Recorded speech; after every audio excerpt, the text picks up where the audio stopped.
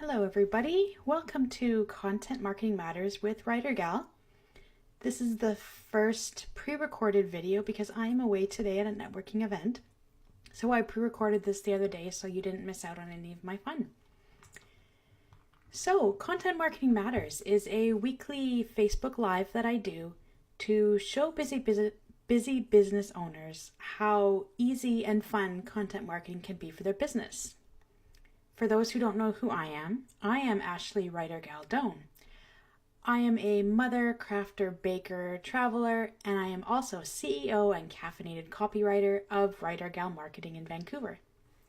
I've owned my own business for about a year and a half now, and started when my second child was born and I decided I didn't want to go back to the 9-to-5.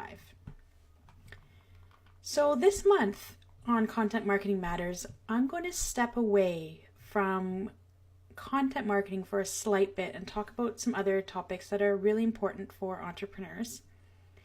And they're all centered around finding your me time. And I'm going to start by sharing a little story about me. When my daughter was born, my second child, I decided that I was going to be a stay-at-home mom. And I did that. I stayed at home and I mummed. I was completely consumed by my children. They were both so young. At the time, my youngest was born. My oldest was 2. And as any other parent knows, at that age, they're pretty needy. So my whole life revolved around them, catering to their needs, doing what they needed, that I neglected myself. I never went out. I never did anything for myself, anything fun, unless it related to my children. Then, when my daughter turned almost 1, I decided that I didn't want to be a stay-at-home mom. I'm not wired for it. I needed to be working.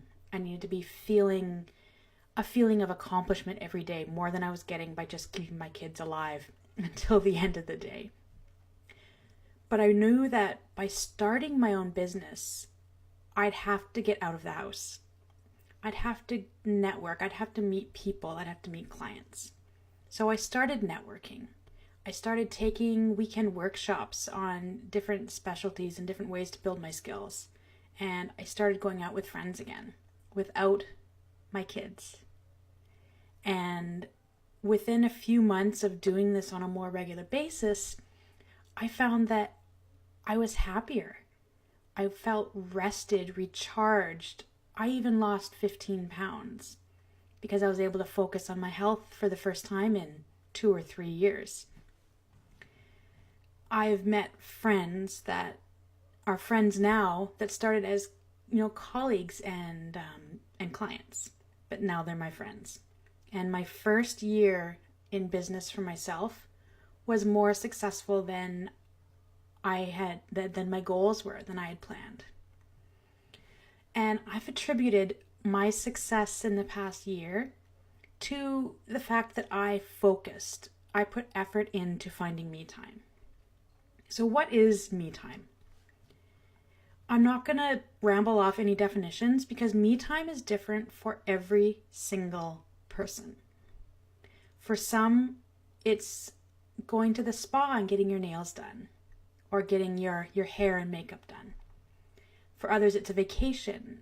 Some people like to read a book or listen to an audiobook, sip a glass of wine. The mothers will appreciate this one. Me time is getting to drink your coffee out of a ceramic mug and not having to reheat it.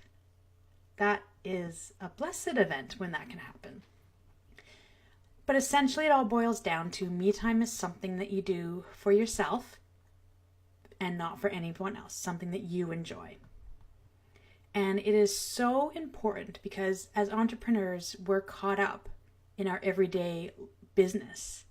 There's a lot that we have to think about and that we have to do as a business owner. So it's important for our mental health and physical health to step back and focus on ourselves. When we have a chance to refresh our minds, we're better able to tackle those tough mental challenges that come with being an entrepreneur. When we physically recharge, our bodies need to be physically recharged. And the two of them together create this balance. You can't have one without the other. You need to be mentally and physically charged, and they help charge each other. So I wanted to share today 5 ways that you can find more self-care time for yourself if you're a busy entrepreneur like me. The first one is start small. If me time is something that's new to you, you don't have to be doing wildly expensive, extravagant me time things or anything that takes a lot of time. Schedule 5 minutes, 10 minutes here, whatever you can fit in, and gradually work that up into larger me times if that's what you need. My tip number 2 is to schedule it. Yes, put it in your calendar. Every Friday afternoon from 4 till 4:30, you're going to go onto YouTube and learn some more about your industry or about your whatever you want to learn about. It doesn't even have to be about work. It could be about how to do latte art, which I'll tell you is pretty challenging. I've tried that one myself and I'm not too successful in the latte art yet. So schedule it in your calendar. That way it's there. You get a reminder on your phone, on whatever it is, to do some me time. Tip number 3 is to say no. I find that as a woman, it's hard to say no when somebody needs me, when somebody's asked me to do something. But I've learned how to say no more in the past year, and it's made such a difference. You don't have to do everything. You shouldn't do everything. So just do what makes sense and learn how to say no or no, not right now.